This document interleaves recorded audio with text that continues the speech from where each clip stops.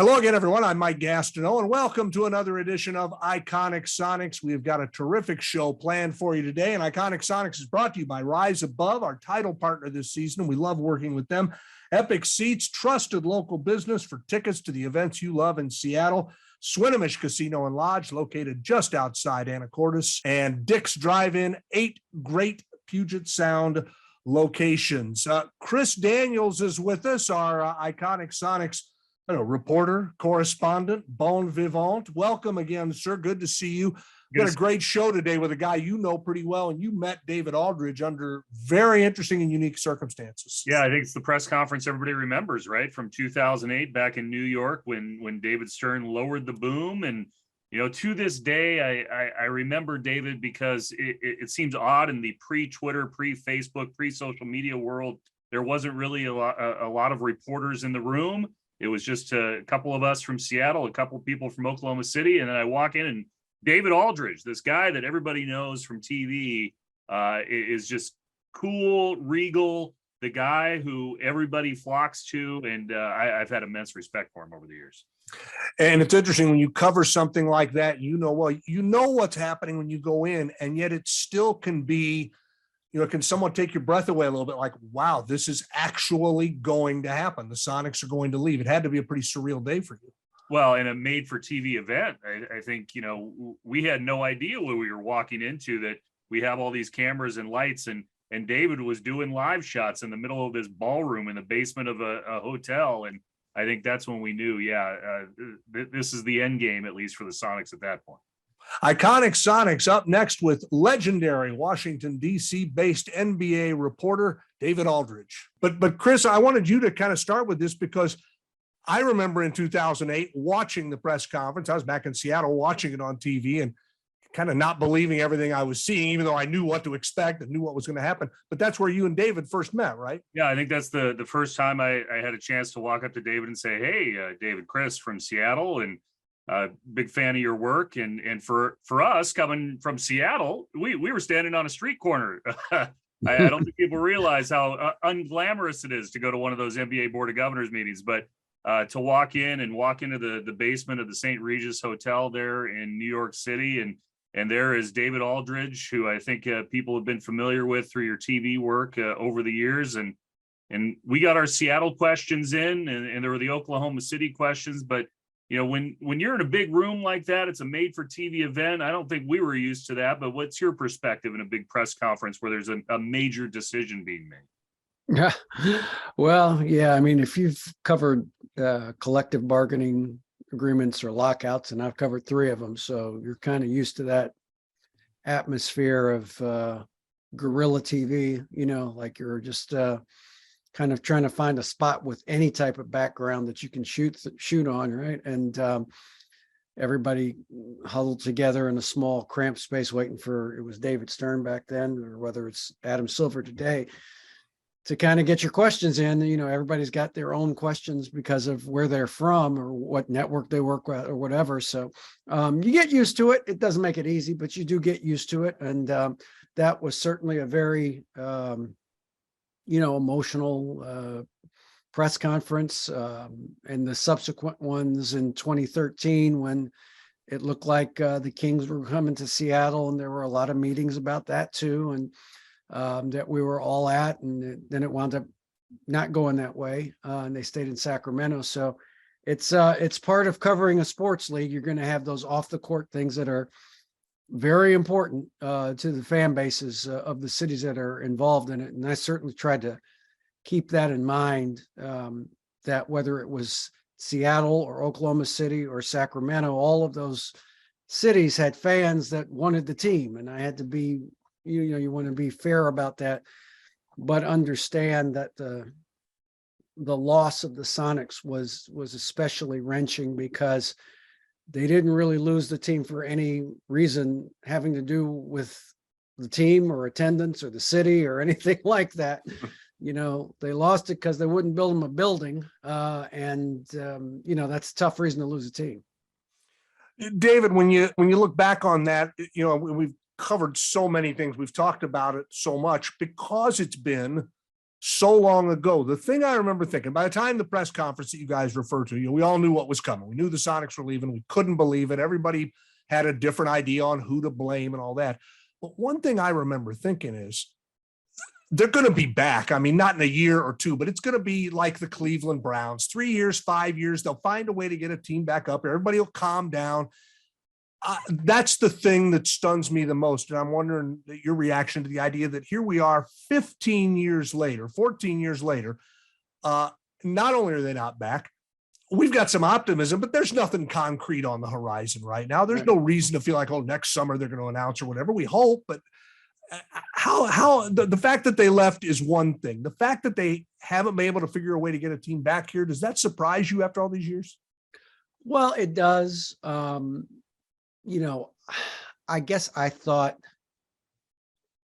I didn't know if it would be a relocation, which is always kind of in the air from time to time.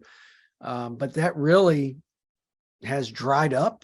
Milwaukee was really the last team that was kind of out there, right? I mean, that people thought, okay, they need a building and they may not get one for whatever reason in the state of Milwaukee. And it took a lot of work for the governor to get that through the legislature and get everybody kind of on the same page.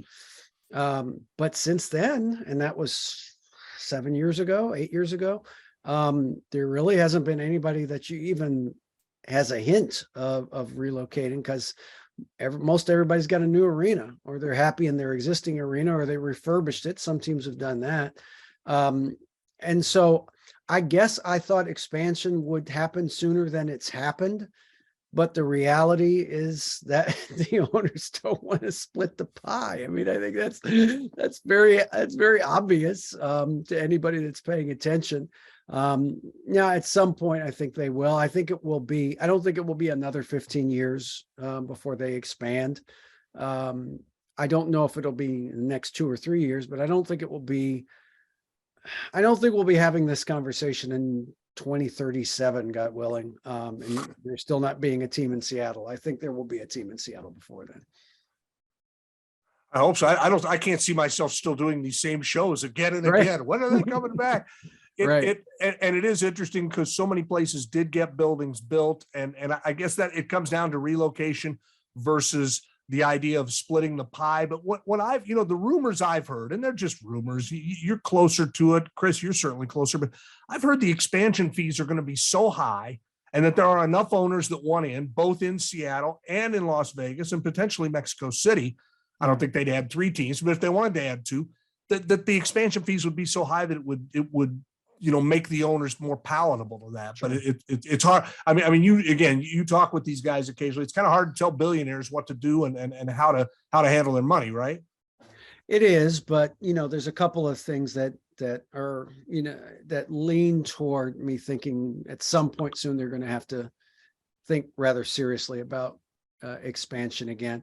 Look, I think it's going to be at least $3 billion per team. If they do $6 billion, that the 30 existing teams would split amongst themselves. But it's not just that. I do think that there is something to be said for bringing in new ownership groups that can maybe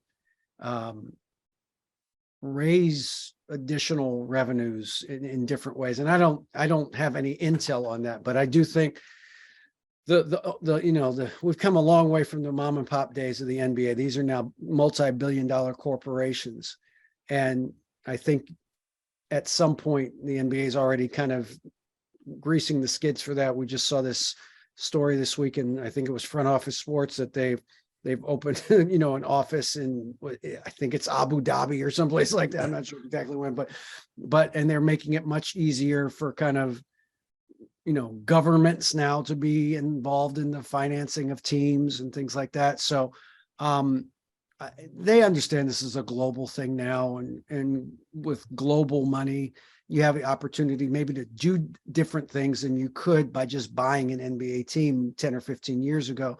And that the opportunity for raising revenues in any number of different spaces, whether it's gaming or gambling or whatever it is, might be too much for owners to be able to kind of poo-poo and say, we're not going to do that. So I do think that at some point the money is just going to get so outrageous that they have to take it.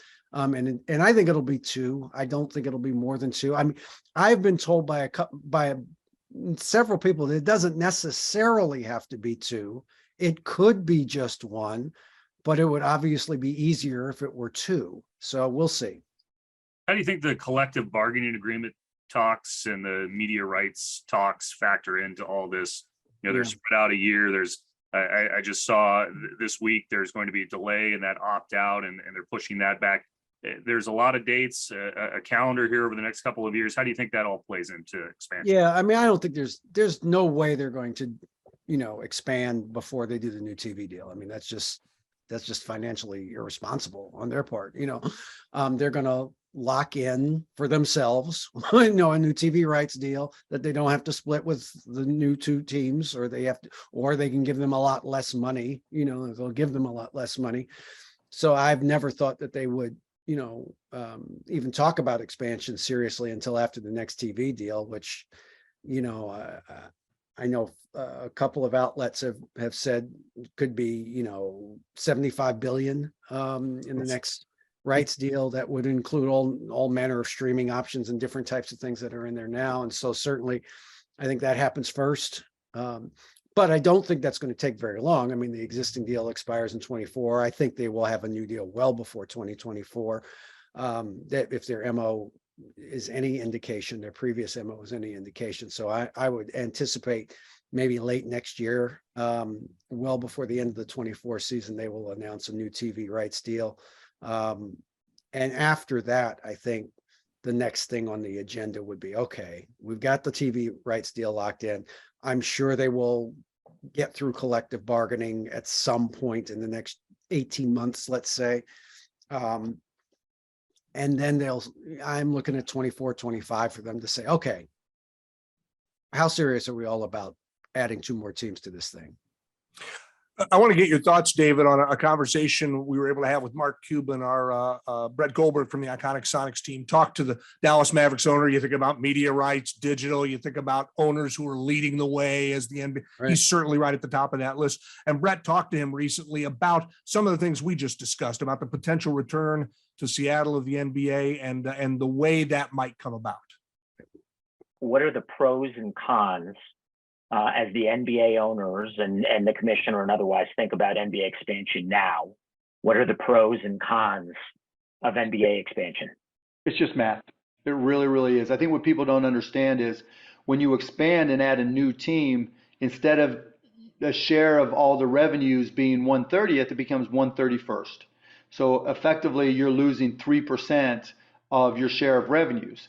And given the how big, and this is all publicly reported, how big the TV numbers are, the shared TV numbers are, 3% of a big number is a very big number. And so, and actually, when we added Charlotte, I tried to explain this to a former owner, and I was like, you don't understand. You're not, they're paying us 300 million, but it's just, they're not really paying us 300 million. It's just, they're just loaning us the money, and we're paying it back 1/30th of our TV revenues at a time. And so they're effectively getting the franchise for free. And so in order for it, do you see what I'm saying there, right? Because for the sake of example, if our TV revenues are $1 billion split 30 ways, then each team is making 33 million. If now it's split 31 ways, each team is making 32 million, right? Or 31 million, whatever it is. And so the delta, you divide that into the amount of the franchise fee, and that's the loan you're getting back. So if that loan is in the billions, okay, it's probably worth it because it's going to take forever to take it back, to pay it back. But if it's not just an enormous number, then it's just a loan. And so rather than expanding, you look at moving a team, and nobody wants to move a team right now. And then in terms of lastly, that path of how to get there, as an NBA owner for now 22 years and thinking about that, what are the steps that Seattle needs to be taking in order to make themselves as viable of a candidate as possible? Make a small market team an offer they can't refuse. That's the best I can tell. I really don't know. There's not a simple path to get there. But, again, if franchise fees continue to go up, if franchise sales, I'm sorry, continue to go up in price, there probably is an amount that makes an expansion franchise worthwhile to NBA owners. I just don't know what that number is, and it's really not. I don't even know how we get there. So that's Mark Cuban's thoughts on it, echoing some of the things we talked about, David. And I think to kind of sum it up, he says, hey, just go find a small market team and make them an offer they can't refuse, which it's funny because people in Seattle, there's a lot of people that would say they'd feel bad doing that because they know how much that hurts when it happened to them. I'm not opposed to that, but I also sense from that comment, and I'm interested in what you thought about what Mark said. I think he's trying to drive the price of everything up. And he even mentioned, he says, if the expansion fee gets to a certain number, Sure. we can't ignore it anymore, which is what you just said too. That's kind of how I read what he's saying there. Yeah, no, I mean, I think, I live in Washington, so now all the talk is about Dan Snyder putting the Commanders on the block, right? And my point about this is that he may want to just sell 49%, but at some point, whether it's Jeff Bezos or somebody else, we certainly don't have a shortage of billionaires in the country anymore. Right. Somebody comes to him and says, no, I'll pay you $8 billion for the whole thing. I want the whole thing. Guess what? The NFL is going to say, you're selling to that guy for $8 billion, and that's it. We all remember what happened with Steve Ballmer with the Clippers. Look, they were going to have a fairly kind of typical auction type of sale for the Clippers. Everybody thought, well, maybe they'll get $1 billion. And Steve Ballmer said, no, I'll give you 2. Let's end this right now. And guess what? It ended. It was over. And so it will take, if somebody is willing to pay $4 billion to get in, guess what? They're going to get in. And so that's where the money kind of trumps everything. And so I think there is a number past which NBA owners are going to say, yeah, let's add 2 and not worry about it, because we've got most everything locked in. They're trying to get a hard cap. They always want to get a hard cap. They always talk tough about a hard cap. And then guess what? They don't get a hard cap because the players are not going to agree to a hard cap. So we'll see. Maybe because the owners are richer now, maybe they can withstand a season's worth of losses, like the hockey owners did. I still kind of doubt it. I think there's just too much money in the pipeline right now. The league is going great financially, and I would be very surprised if anybody was willing to lose a whole season. So I suspect that there will be. See, I just don't agree with Mark. I don't see a team out there that's ready to move. Like you always hear maybe the Pelicans, maybe the Grizzlies, but I think both of those teams have pretty much bolstered up their finances to the point where I don't see them leaving their markets anytime soon. And I mean, you never say never. I'm old enough to know that now, but I just can't see, as good as New Orleans looks as a team right now, and they look like they're really starting to play well and have a chance to really take a step up this year. Boy, I'd be shocked if that ownership group said, yeah, let's sell now, when they finally are good, let's sell. I'd be very surprised about that. What do you make of Adam Silver's approach to all of this, talking about expansion? He said they were dusting off the playbook at the end of 2020. Then he's kind of curbed expectations some, but if you look across the sports sphere, he is the commissioner that seems to have the highest approval rating. It seems to be more of a collaborator and has a different approach than his predecessor. Since you've covered both of them extensively, David Stern versus Adam Silver, what do you think this new commissioner, or relatively new commissioner, may approach this? I've not gotten the sense from Adam, and I have not spoken to him at length about expansion specifically, but just a few times we've discussed that. I don't get the sense he's in any particular hurry, right? I mean, I don't think it's like, this is something the league needs to address right now. It doesn't mean they won't address it. I just don't get the sense that it's front burner issue for them, as opposed to the TV deal and the collective bargaining. And collective bargaining is always, when it comes up, the most important thing. I think they will. I don't think he's against it necessarily. But I don't think he particularly thinks they have to do it. what I have said about Seattle specifically is been pretty consistent over the last few years. When I talk to owners, they all say the same thing. When we expand, Seattle gets the first team. They've all said that to me. The owners I've been able to speak to, everybody understands that Seattle should get the first available team. The question is, well, when is that going to be? So I think it will be not immediate, but I don't think it is.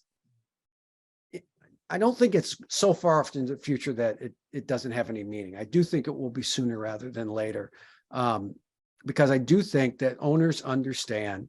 The owners that have been around for a while certainly understand that it's a great market.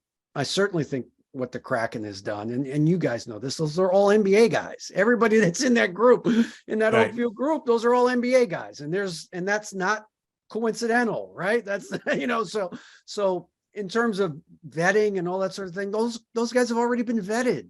So it's a very simple, easy thing to do once they decide to do it. The only question is, when are they going to decide to do it? And circling back to something you said a minute ago, there used to be, when you talk of expansion years ago, people would say, well, you're going to dilute the talent. I don't think that's an argument anymore, because I think there is, and going back to your point, last year, particularly in the playoffs, for a lot of people, was the first time they noticed, hey, look at this great young team from New Orleans. They don't have their superstar with them. Look at this great young team from Memphis. Look at how exciting they are. Minnesota was exciting in the playoffs. Teams that you had thought of for years as kind of not have. And then with the worldwide, I'll say expansion of the league, but the fact that there is such a worldwide network now to scout, that there's no argument to be made anymore, is there? I understand the financial side of it. Talent dilution, that isn't anything to even talk about, right? If you had a couple teams. Yeah. No, I don't think that is, I don't think that's an issue at all anymore. The difference between 30 and 32 teams. I mean, who cares? I mean, really, it's not, it's 24 additional players. Surely we can agree that there's 24 other people in the world that are good enough to be on NBA teams right now that aren't, right? So, right. So, I don't think that has anything to do with it at all, from a realistic standpoint. I mean, other than, my friend Charles Barkley complaining about it on Inside. I don't think that's an issue. This is about dollars and cents. It's about how much money can these owners stuff into their pockets through expansion. And I think that's where the rubber's going to meet the road on this thing. As far as your career, I mean, what haven't you done? A Hall of Famer, right? And Gas said off the top, the Athletic, I appreciate that. When you went to the Athletic, you talked about all the events that you've gone to and all your favorite press passes. Sure. As well. You talked about Seattle being one of your favorite places to visit back when you were here with the league and coming to Seattle for Sonics games. What stands out? Oh, just, I just love Seattle as a city. I think a lot of NBA beat writers would tell you Seattle's in their top 2 or 3 cities. It's just you guys know. I mean, I used to always say, you're an hour from whatever it is you want to do. You want to hike, you want to ski, you want to surf. You're an hour from anything that you want to do. It's just a beautiful city.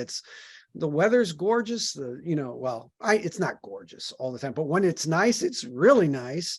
And I just love the atmosphere in that building. I mean, you guys were there when George had it rolling, and it was just a great atmosphere. The fans were into it. It was loud. It was exciting. When Gary and Sean were at their best, it was just fun. It was a fun place to go. It was a great atmosphere. I have a dear friend of mine that lives in Queen Anne. So, I mean, it's just a great town. And I always had a lot of fun going there and would love to go there again. And it's one of the best cities in terms of stuff to do outside of the game. And the game's great too. There's not many cities that kind of give you all of it, but Seattle did give us all of that, during the heyday. And it was just a great place to go to.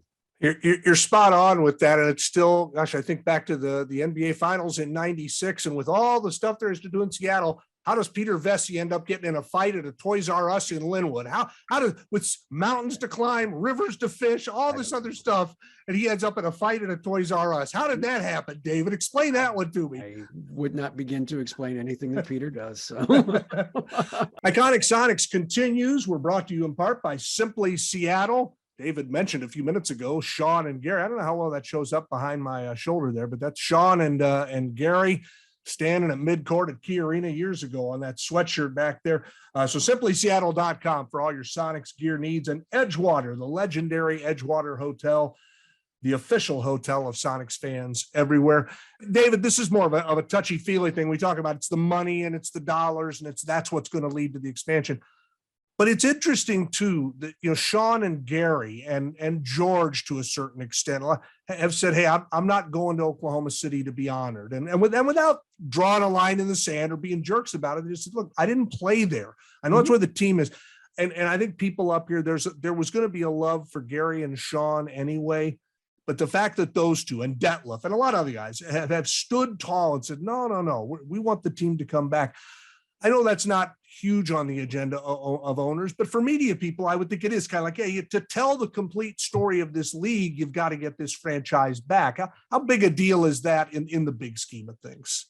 You know, it somewhat matters. I mean, it speaks to the passion, that's still there amongst Seattle people that play for the Sonics and the fan base and all that. And, I certainly respect that. I mean, I get what a city invests in a sports team, whether, no matter what the sport is, you got to put a lot of time. And if you go to games, a lot of money into supporting a team locally. That's an investment as a fan, and that should be respected. Now, some fans, as you guys know, are jerks and idiots and act stupid and say dumb things. But I still think that's a minority of fans in any given city.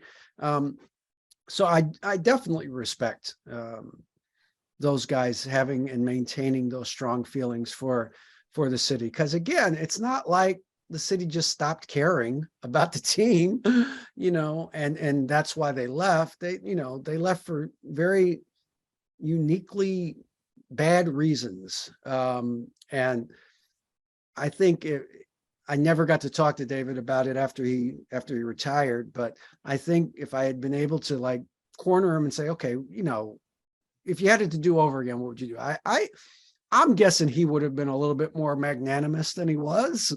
He was at his most pugnacious at that time in his life and wasn't used to somebody saying no to him. And so I think he, I don't think he did it on purpose, but I think, he certainly, nobody buys a team in the NBA without David's approval. And so I certainly think that he made it quite clear that Clay Bennett was acceptable to him. And we all knew what Clay Bennett was going to do from minute one. That was no surprise. I mean, I certainly wasn't surprised. Nobody was surprised. So the writing was on the wall at that point. But so I get where people in Seattle might still feel a certain way about Oklahoma City, and I respect that.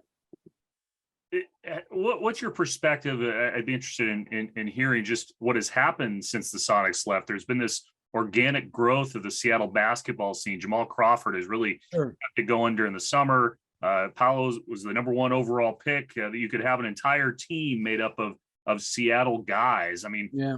How does that play outside Seattle on a national level when we're talking about expansion, relocation, or otherwise? Well, it certainly keeps it on people's minds. I mean, you talk to Jamal or Brandon Roy or any of those guys. I mean, they all talk glowingly about their Seattle days and the life that the games that they had. And Jamal's run every summer is a big thing now. So it certainly helps to kind of remind people, hey, there's a lot of great players up here, and this is a great basketball city. And so from that standpoint, it's good that people are kind of continuing to talk about it. And I saw Rashard Lewis a couple of weeks ago at a game, and again, nothing but great things to say about Seattle and the time he spent there.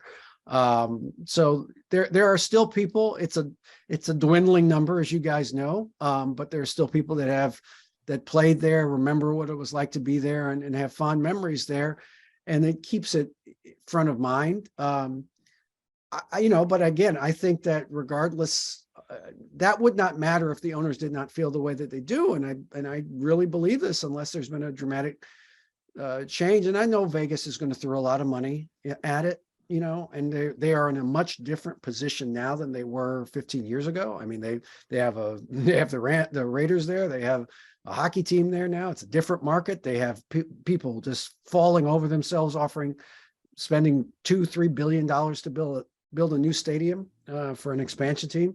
But I don't think it will be one or the other. I think it will be both because of the potential injection of cash. As Mark said, Seattle's tech is so dynamic now that at some point you can't not take the money. It's too much money not to take, and so I certainly feel like that puts them right in the driver's seat, on the inside lane if you're starting a race. It's somewhat unique in American sports history, I think, and I've lived up here since '91, and I'm proud of the community of Seattle. Here, an exhibition game is played, and bang, you have a huge crowd at Climate Pledge Arena. Jamal's thing every summer is overflowing to the point where, and they kind of messed up a little bit last year, they invited LeBron James up. It got out of hand, and the next thing you know, you got thousands of people that couldn't get in this small gym where they have it at Seattle Pacific University. Publicly, I think it was Tim Lywicki who reaches out through Twitter and says, "Hey, Jamal, let's talk and make sure next year we do this the right way," which I would take as being they're going to try and do something at Climate Pledge Arena. Sure. I think these things matter. I think he even said that. This matter. The league goes, "Oh, wow, is there still interest up there?" Well, look at the exhibition games sold out. Jamal Crawford thing, overflowing crowds and community involvement. 15 years, 14 years after the departure, the fact that the game is still so popular up here, it almost defies belief. Again, I said earlier, I wouldn't have believed it was going to take so long to get a team back. Yeah. I also would have said to you, if you told me in 2008, hey, it's going to be maybe 20 years, I said, well, people aren't going to care anymore. Right. And I'd have been wrong. People still care a lot up here, and it's really cool to see. Yeah, no, I agree. And I think, the fact that Oakview is again, so many people in Oakview, Lewicki and Bonderman, all those people, they're all NBA people, like all of them, the arena is fitted for an NBA team for basketball. So, I mean, it's just, that will go such a long way. And again, I don't think anything like that happens by accident. I don't think people get approved for NHL teams by accident. Gary Bettman obviously has an NBA background as well as an NHL background, knows these people, and Adam knows all of these people. I don't think that's by coincidence. I think it's a very easy pivot for them. The whole building was designed so that it can house both an NHL and an NBA team very easily. And so that is just a green flag to me. Like, there's no accidents in the NBA. So I think that it's all set up. It's ready to go. I think they will look at Mexico City because there is some money in Mexico City. There is a lot of good money in Mexico City. I think there is at least some thought to it. Would be nice to have a team in the Latino market that can draw a different group of fans. Mexico City, as you guys know, is an enormous metropolitan area, just huge, millions and millions of people, bigger than New York City. So that has to be looked at. But at the end of the day, I just think it would. I just can't see Seattle and Vegas getting passed over by anybody, and that includes places like Kansas City that, as you guys know, have an arena already built, and Louisville's always talked about getting into a NBA footprint. But Seattle has a footprint. LA Vegas can get the footprint in 5 minutes. And so it's just hard. It will be hard to say no to one of those two cities. This is why I like David, because he stole my next question, Gas, about Mexico City. Yeah. And Mexico City being in the running. But, the business has changed, David, since the Sonics left, and we were talking about suites and clubs and just from your perspective on a media level, I mean, how do you think it's changed? How do you think this league has changed, especially with the change at the top with the commissioner? Well, I mean, I think the main thing that's changed in terms of the NBA is that the national TV rights deal, while it's important, it's not the most important thing going forward. I don't think. I think it's all going to be about streaming. I mean, I think that's where it is. That's where the money's going to be, or that's where they're going to invest their money in. There will still be a need for national TV deals. So ESPN has changed. Well, Disney's changed ownership, so I don't know what Bob Iger thinks about the NBA on ESPN. If he loves it or if he hates it, I don't know. I would be surprised if they walk away from it, because ESPN does not usually walk away from major sports leagues. They want to corner the market and keep everything on air, and they have to feed and program ESPN Plus. And I don't know how losing, I have to do the math. What's 30 times 82, whatever that is, number of games per year would hurt that to me. So I'm guessing at the end of the day, they'll want to have some kind of streaming option continuing. So I just think that the preponderance of the evidence to me points to a media landscape that's not necessarily about RSNs anymore, but it's all about streaming, I think, with a remaining kind of TV, over-the-air TV footprint. Just, I don't know if tradition is the right word, but just out of habit, maybe more than anything else. David, you and I are, I'm a little older than you, sad to say, a little older than you, Chris, but we're all pretty much the same vintage. You've seen the game through a lot of changes, a lot of years. It's different now, certainly, than it was in 2008, the last time we saw a Sonics game up here. Do you like today's game better? Do you miss the 90s or is there a style of NBA play that if you could wave a wand, you'd go to? And what do you think of today's style? I have no problem with the way they play today. I know, when you talk about things like this, people think you're just the old man yelling at a cloud again. I get that. I don't mind the way the game is played, because the skill level is better than it was. I mean, it just is. I mean, you have more people that can do more things with a basketball than they could 30 years ago. That's just a fact. That's not, you have to not be grounded in reality to argue that point. I mean, there's just the things that players do now, the shots that they take and make with regularity are just different shots than they took when I first started covering the league. What I try to explain to people is, if the three-pointer was important when Michael Jordan was playing, he would have been great at it. Okay. You know what I mean? It's like this idea. Well, he only shot 26%. Yeah, because nobody cared about three-pointers when he played. It just wasn't part of the game. If it was a big part of the game like it is now, guess what? Michael Jordan would have become great at it like he did everything else in his career. So what I miss is the hatred. I miss the hatreds. Hey, you're right. I miss the knockdown, drag out, real hatreds that teams and players and coaches had for one another. And I don't mean that in terms of they played dirty. They didn't. They just wanted to beat each other. They really did want to beat each other. I have said often, my favorite part, there was this great documentary that was the HBO documentary on Bird and Magic. And my favorite part of that was after the Celtics won in 84, and Magic had the terrible finals in 84, and they were calling him Tragic Johnson and all that. And they go to Bird and said, well, and Magic was talking about how the summer, that summer was awful, and he didn't see anybody, and he stayed at home, and he brooded.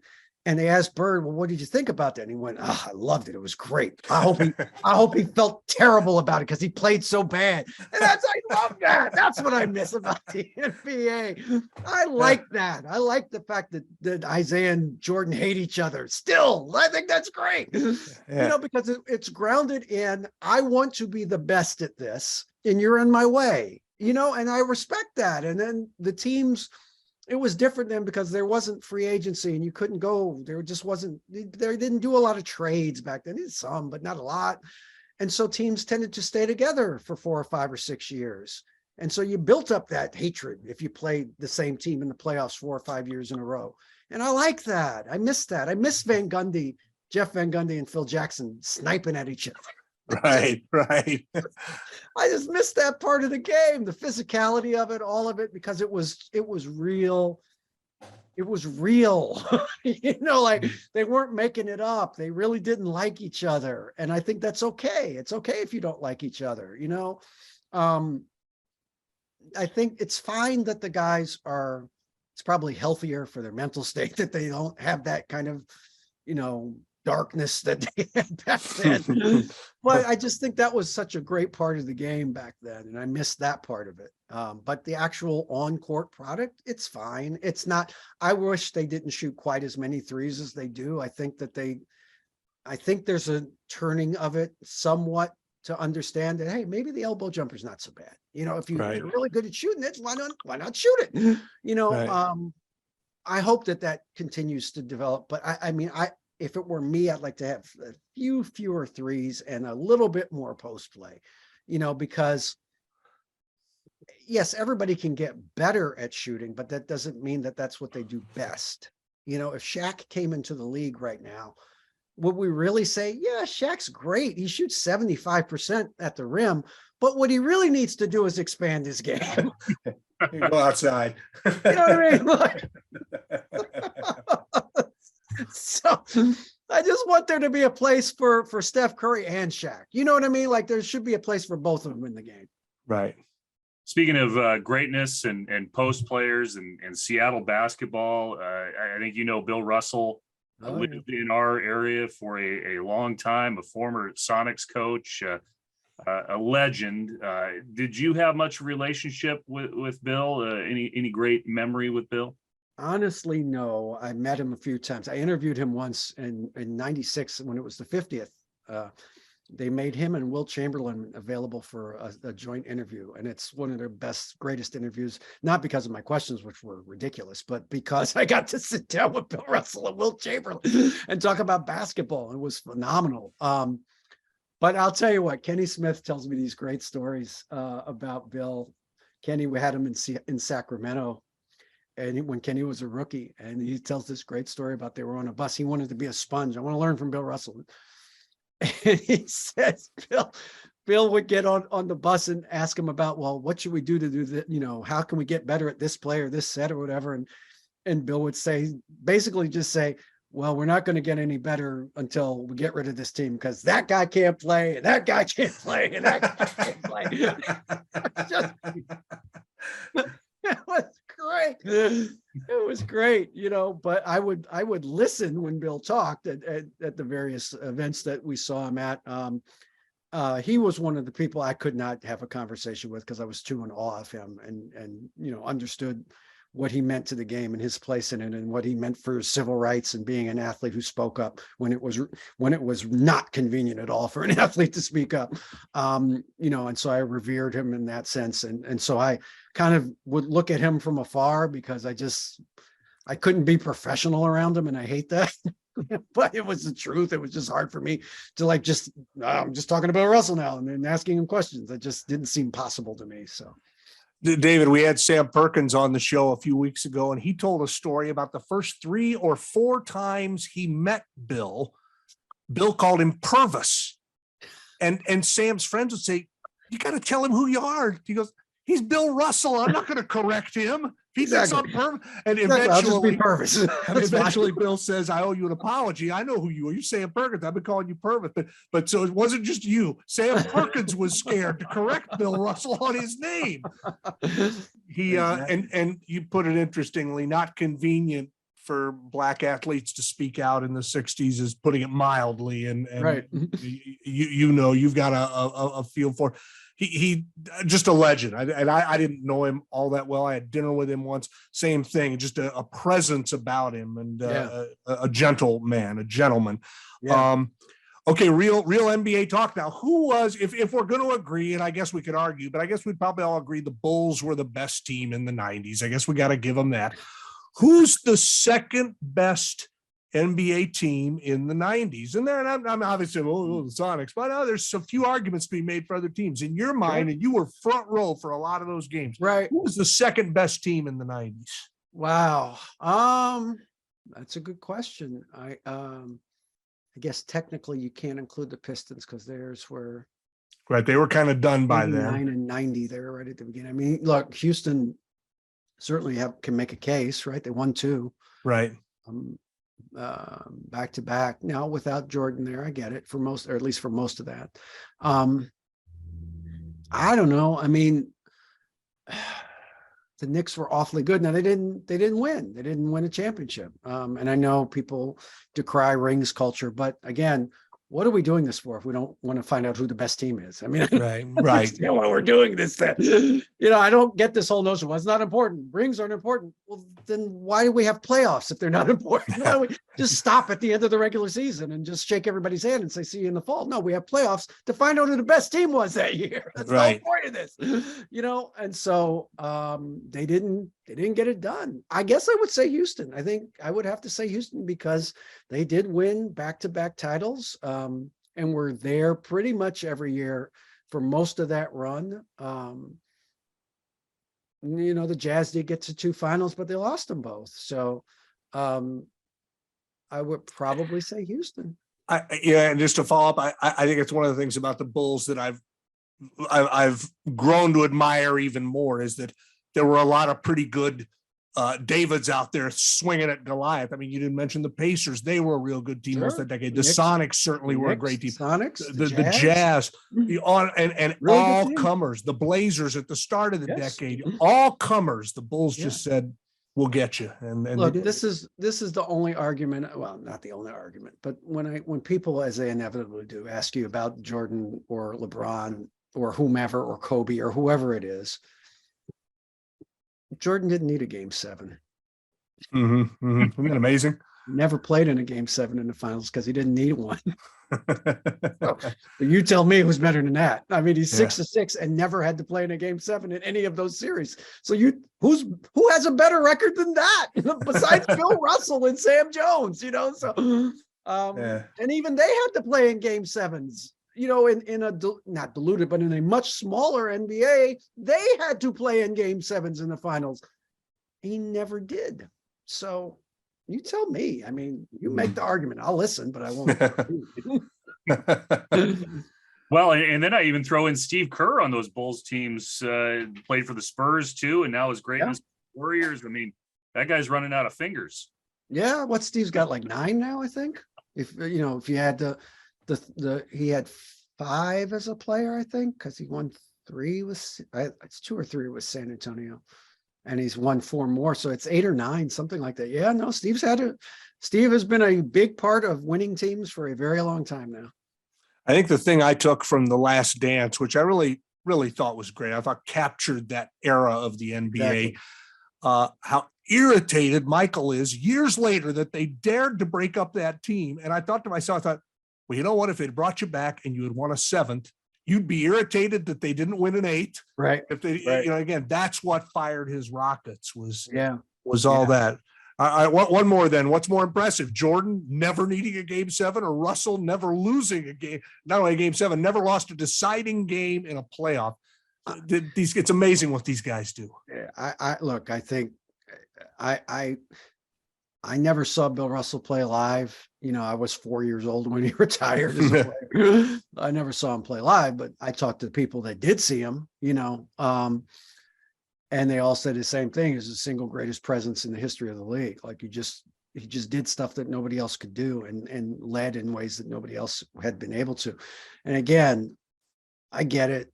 Everybody's great. And I don't denigrate Wilt Chamberlain's greatness as a player.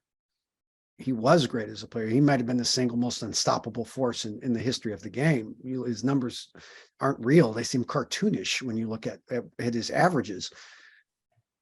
But again, this is about who wins.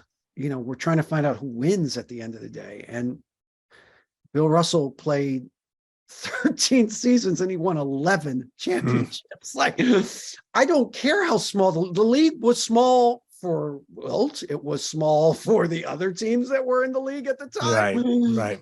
They could have won 11 in 13 years and they didn't. It was small for Jerry West. It was small for Elgin Baylor. And we all agree that they were great players. They were all-time players, but only one of those guys won 11. Every June when they show the giant parade going through some city, it's not for the scoring title winner or the rebounding title. It's for the NBA title winner. That's when they throw the big party. David, we appreciate you being generous with your time. Again, I keep saying I'm Columbo closing you here. One more No, thing. it's okay. Um, I'm old the enough to athle- get that reference, so go ahead. I appreciate that. There's people scrambling to Google right now to figure out what the hell I meant.